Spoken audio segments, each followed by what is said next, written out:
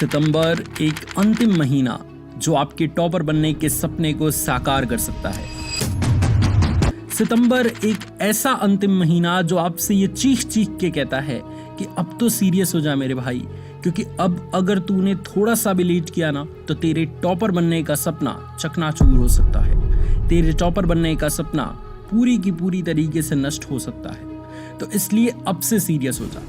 और यकीन मानिए स्टूडेंट्स, यही एक ऐसा लास्ट महीना है ना जिसमें आप सीरियस होकर अपने सपने को साकार कर सकते हैं। क्योंकि अगर आप देखेंगे तो आने वाले जितने भी महीने हैं उसमें पढ़ाई नहीं हो पाती। अक्टूबर हमारा देश त्योहारों का देश कहा जाता है और अक्टूबर में बहुत बड़े बड़े त्योहार आते हैं और वो त्योहार आपको पढ़ने नहीं देंगे। आपके घर में इतने सारे काम आ जाएंगे कि आप पढ़ाई अच्छे से नहीं कर पाओगे, ये गारंटी है। टॉपर भी नहीं पढ़ पाते उस टाइम में, इतनी सारी डिस्ट्रैक्शंस, इतने सारे जो है वो चीजें चलने लगती हैं। तो और नवंबर में थोड़ा बहुत पढ़ोगे, दिसंबर जनवरी में कड़ाके की ठंड पड़ेगी, वैसे ही नहीं पढ़ पाओगे, रजाई से बाहर निकलने का मन ही नहीं करेगा। और ऐसे ही ऐसे लेटे लेटे आपका वो 2 महीने भी बीत जाएंगे और आ जाएगा एग्जाम का दिन और वहां पे सिर्फ पछतावा आपको होगा। इसलिए अंतिम ये महीना सितंबर, ये लास्ट ऐसा महीना है जो आपके टॉपर बनने के सपने को साकार कर सकता है। और इस महीने में मैं और मेरा ये चैनल आपके सपने को अपना सपना समझते हुए आपको बार बार ये याद दिलाते रहेंगे, बार बार ये समझाते रहेंगे कि कैसे सीरियस होना है, कैसे अपने आप को ट्रैक पे लाना है और कैसे आप अपने सपने को साकार कर सकते हैं। इस वीडियो में मैं 3 ऐसी चीजें आपको बताने वाला हूं जिसको अगर सितंबर से शुरू करना आपने शुरू कर दिया, जिसे सितंबर से फॉलो करना आपने शुरू कर दिया, तो यकीन मानिए पूरे सितंबर मंथ आपका दबदबा कायम रहेगा और सितंबर मंथ में आप अपने अंदर गजब का इंप्रूवमेंट देखेंगे। सो आइए स्टूडेंट्स, अपने इस वीडियो की शेयर करें।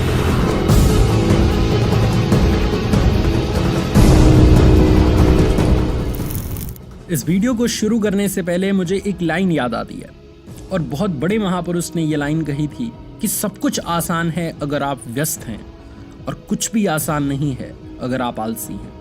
मैं जानता हूं कि ये 2 महीने जो बीते हैं ना, जुलाई और अगस्त, ये आलस में ही बीते हैं और इसी वजह से सब कुछ आपके लिए मुश्किल होता जा रहा है।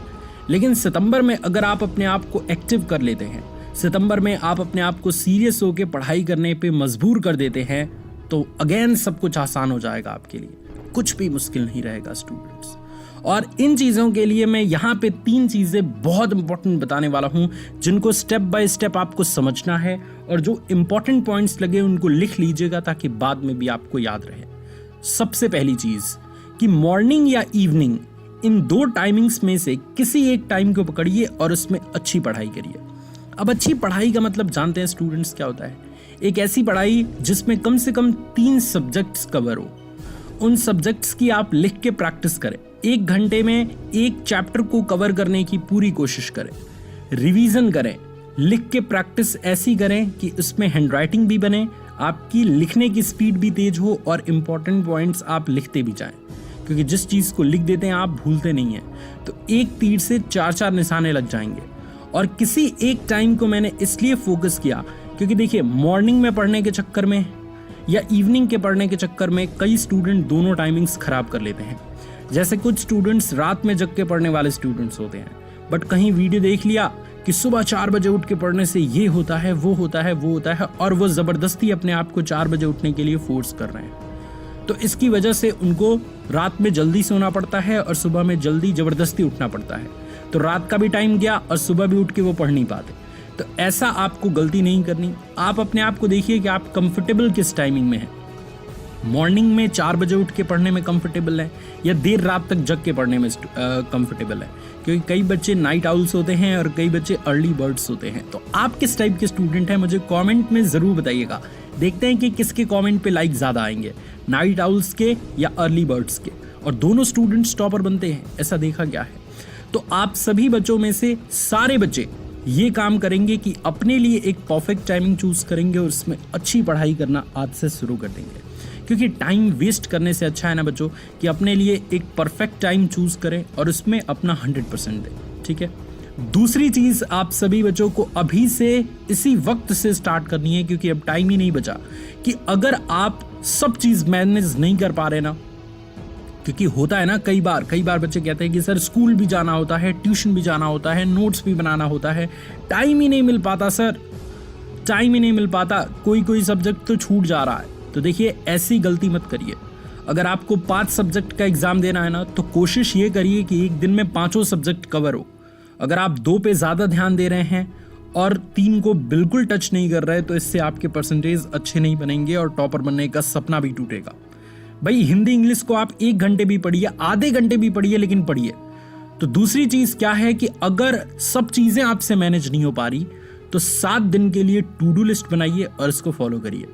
देखिए, टू डू लिस्ट क्या होता है बच्चों, एक पेज आप लीजिए और इस पेज में 10 इंपॉर्टेंट काम लिखिए पढ़ाई से रिलेटेड, कि मुझे इस सब्जेक्ट की तैयारी इतने बजे करनी है, इसकी प्रैक्टिस करनी है, इसका रिवीजन करना है, इसके क्वेश्चंस देखते हैं कि प्रीवियस ईयर क्वेश्चन इस चैप्टर से कैसे आए हैं।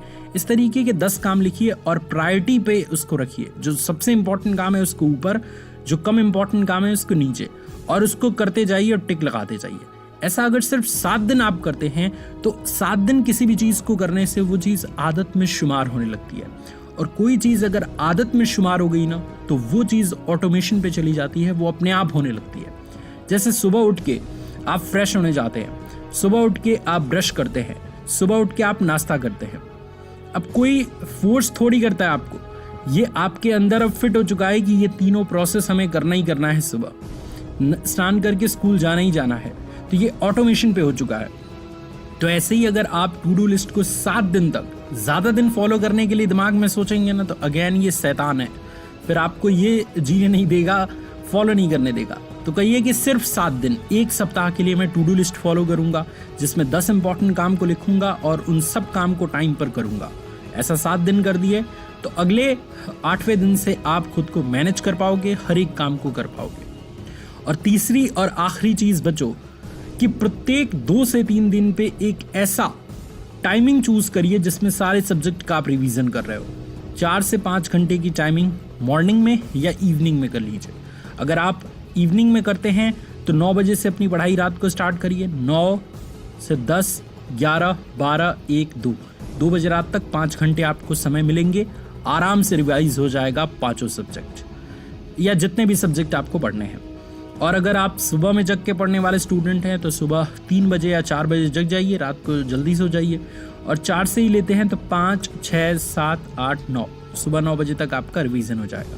रिवीजन का सेशन कोशिश करिए कि ऐसे दिन रखें जिस दिन स्कूल कॉलेज ना हो, ट्यूशन क्लासेस ना हो, ताकि आसानी रहे आपका पढ़ने के लिए, ठीक है।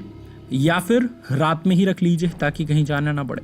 तो एक रिवीजन, अच्छी रिवीजन का सेशन रहना ज़रूरी है हफ्ते में 2 दिन, क्योंकि ऐसा अगर आप करेंगे ना तो जितनी चीज़ें आप पढ़े रहेंगे वो सब याद रहेगा।